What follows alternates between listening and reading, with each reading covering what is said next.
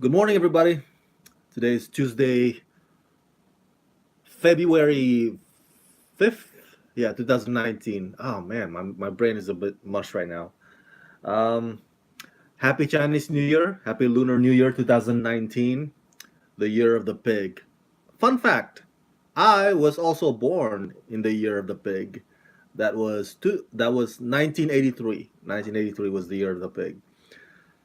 So let's get right to it. This is about last night's new episode of I Am the Night. As I mentioned to you before, I've already screened the entire 6 episodes this whole season. Thank you TNT for granting me the screeners.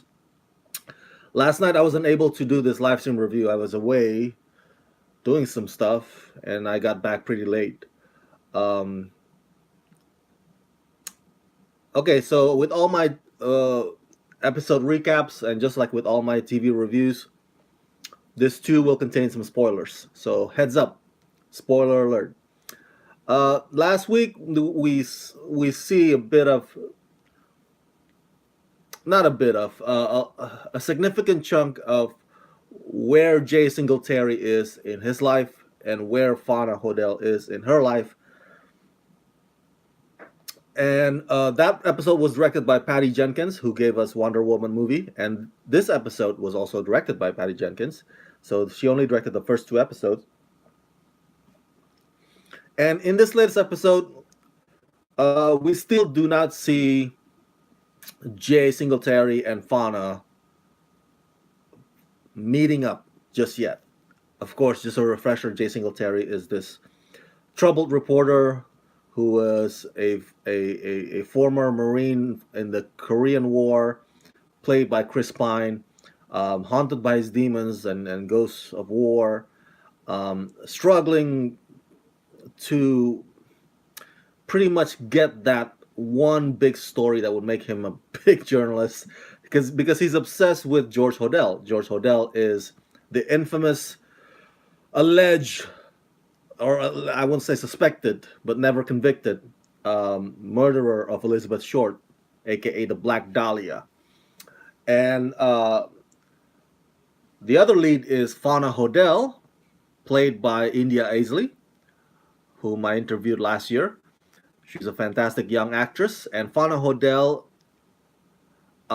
in this story, in this episode, is she left her mother's house last episode. Her mother is Jimmy Lee, an African American woman played by the great, I believe her name is Georgia Brooks, a fantastic actress. So, but Fauna finds out that she's not Jimmy Lee's actual daughter. She's not that she has a family called the Hodels. That's like, oh my God, I need to find out the truth about my past and my family. So she leaves Jimmy Lee, even though Jimmy Lee is so insistent, do not leave, because you could tell that Jimmy Lee is very worried for Fauna's safety if Fauna goes down this rabbit hole.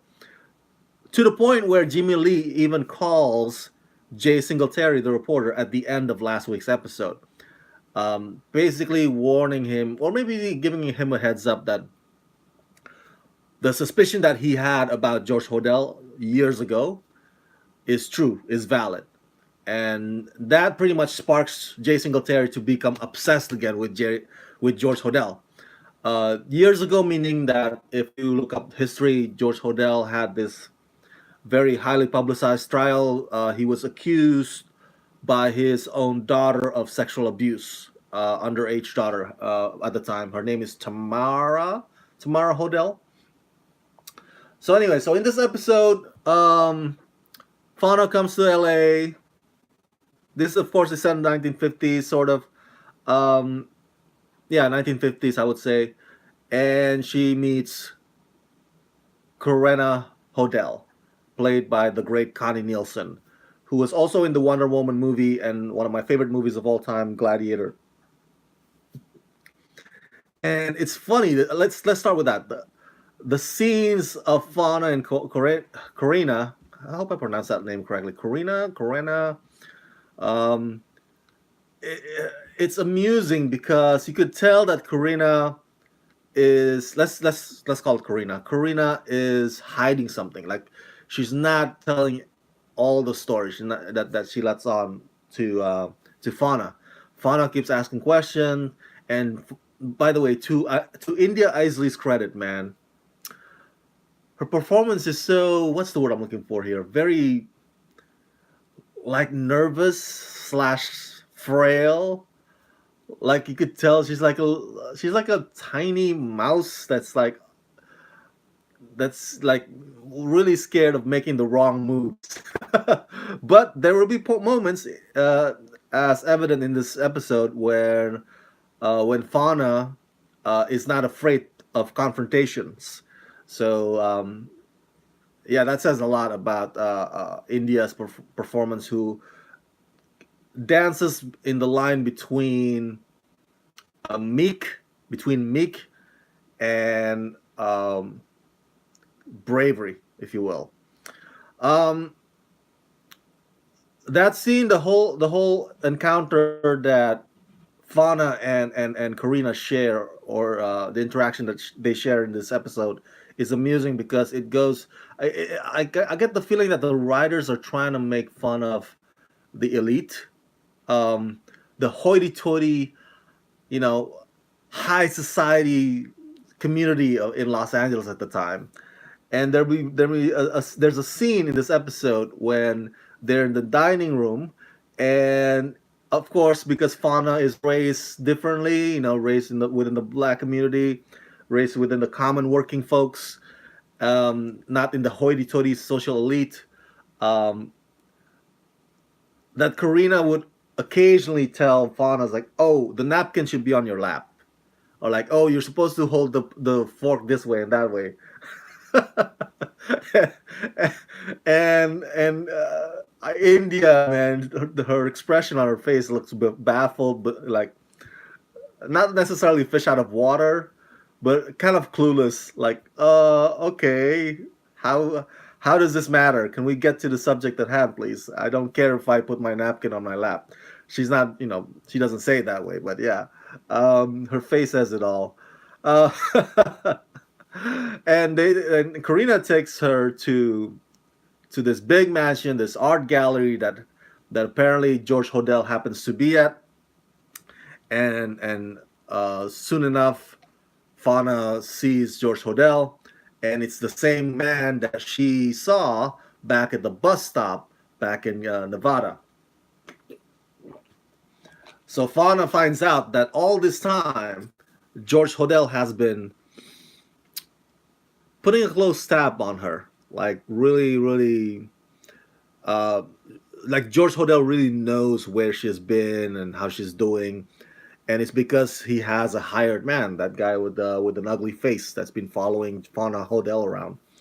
Um, so she finds out about that. That freaks her out, and there's a couple of moments in this episode where she keeps bringing up her birth certificate in the party scene with the black folks in the party scene, because she says he's a mixed race, and some of them don't believe her. Like, how are you mixed race? You're plainly white. And she keeps like, I can show you my birth certificate. and, and at the end, um, uh, when she confronted when she confronts Karina in the car, she also brings up birth certificate. And so like, nobody can lie in my in birth certificate. That's a legally binding document. and and you can tell from Karina's reaction to that, even though she doesn't say a word in response to that. She's like, "Oh, you stupid, naive child! You think that birth certificate is something that's like sacred, like a constitution, like it can never be altered, or people who have power and money can make and fake any documents they want." Um, let's see here. Where's my battery's running out? Well, maybe this is a sign that I should probably wrap up.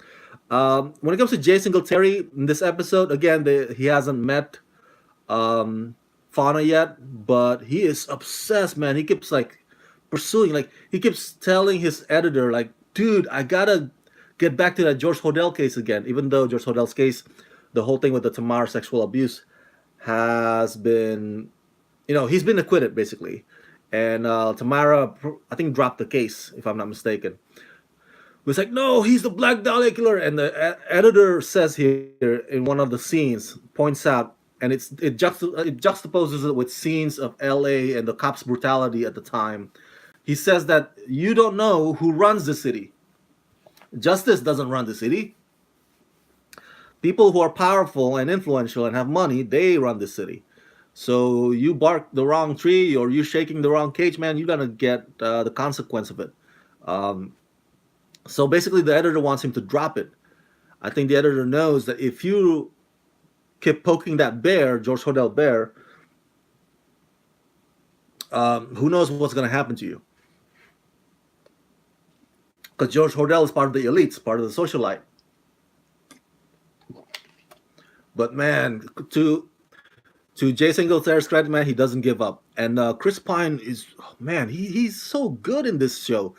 He- if you don't think that Chris Pine is that good an actor, maybe you've judged him only based on the Star Trek movies. And if you think Chris Pine is just a handsome face, right? Some pretty boy, poster boy, Hollywood, generic. Just Pine is as an actor, how underrated he is. Sure, he's a handsome bloke, but that man's got talent, and he shows him. He shows it even more in this episode when he's so frustrated at this case and at his editor, and he keeps pushing. Sometimes he provokes. Sometimes he gets you know, but he's so focused in his obsession, and that could turn him a bit violent too. He would punch people along the way without a care. Man, such a great performance by Chris Pine. I really recommend you go watch him in this one. So we'll see in the subsequent episodes. We'll see they finally collide.